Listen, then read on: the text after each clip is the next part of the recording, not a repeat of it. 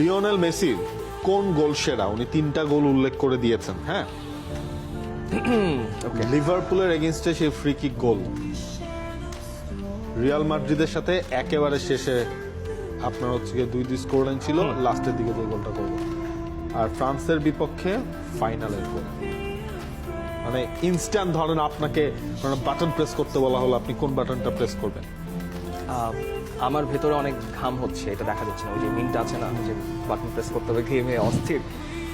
এটা কেমন অবিচার! এই 3টার মধ্যে একটা বের এটা করতে কেমন অবিচার! মেসি ফ্রান্সের বিপক্ষে ওই গোলটা না হলে আর্জেন্টিনা ওখানে হ্যাঁ, আর্জেন্টিনা সাইড থেকে হেরে যায়। উনি বলেছেন মনোমুগ্ধকর গোল।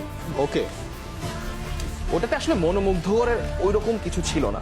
Right. মানে ওটা হচ্ছে একদম পোচার্স ফিনিশ, যে আপনি বক্সে বল পাইছেন, আপনি Finish করে দিছেন, ফিনিশ শেষ। করেছেন, কাজের কাজটা করছেন। মেসি এই ধরনের কাজ খুবই ক্রুশাল টাইমে করে আসছেন, কিন্তু ওইটা